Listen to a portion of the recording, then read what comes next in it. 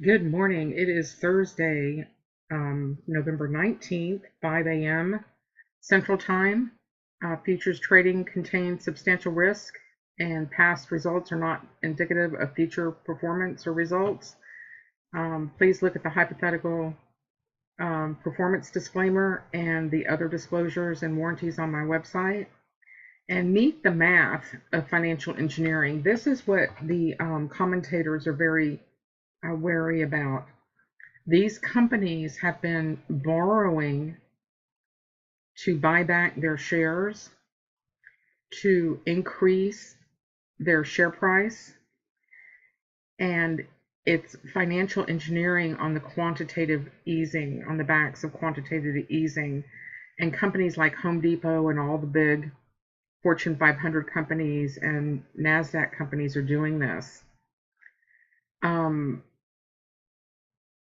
You really need to read this because this will explain why the financial engineering is so important and how the bubble is about to pop on these earnings. There are no earnings. It's artificially engineered growth that doesn't exist.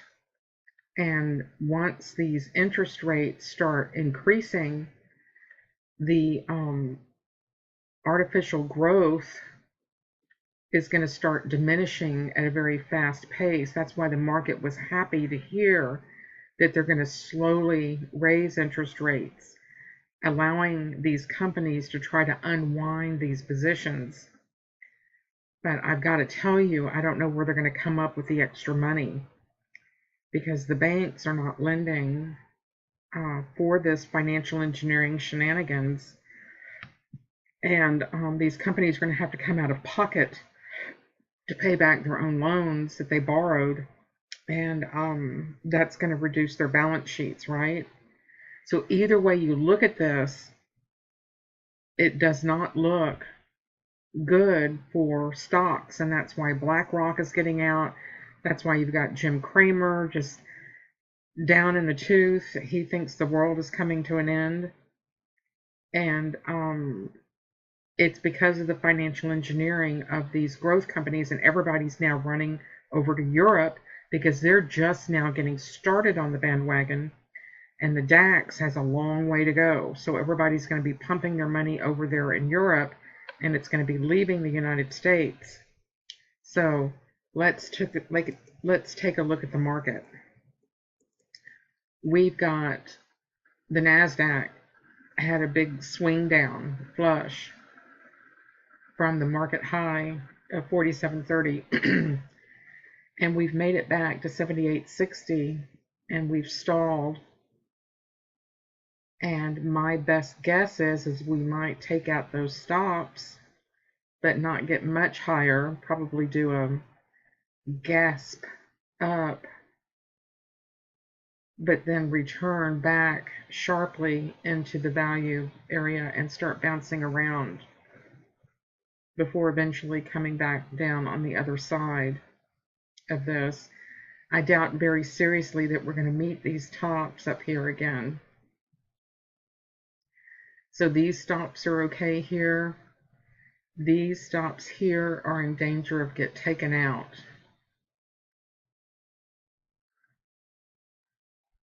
So that's what they're looking at right now.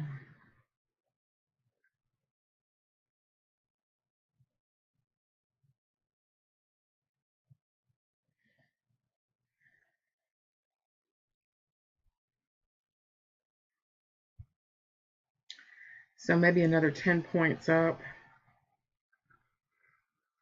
and that's where I have my stop. Make it 12 points. So let's see if that's enough room. That's 300 something dollars risk to see if this will turn around today. So that's the NASDAQ. And I don't think that this is going to get much further. It's going to take those stops out and come back down, is my guess. But I could be wrong. I've not been given any inside information to this. Crude got a $2 roll premium yesterday.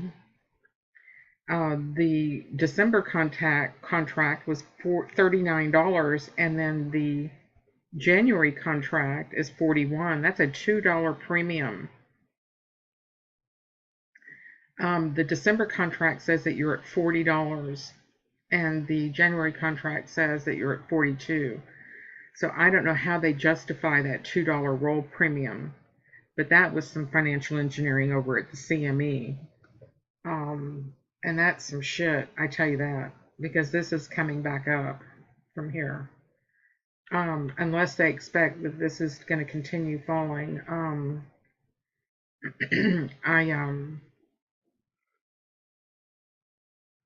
I just don't know how these $2 roll premiums get calculated in like that.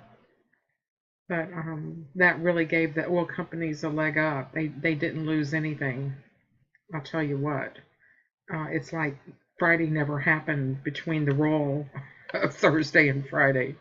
That is just amazing. Just amazes me. Just amazing.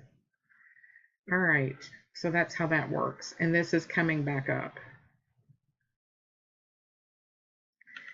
There really is no reason for it to have sold off the way it did yesterday.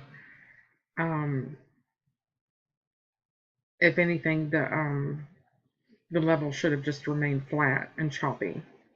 And that's where I think this is going to be headed, is just in a flat, choppy range, grinding up and down. So we'll have to see what is going to be tradable. Right now, I'm going against the weekly daily 60-15, looking for a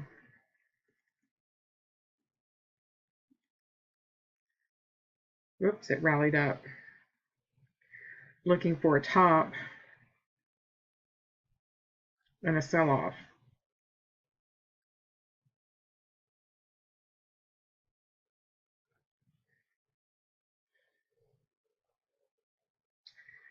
So we'll see if I get my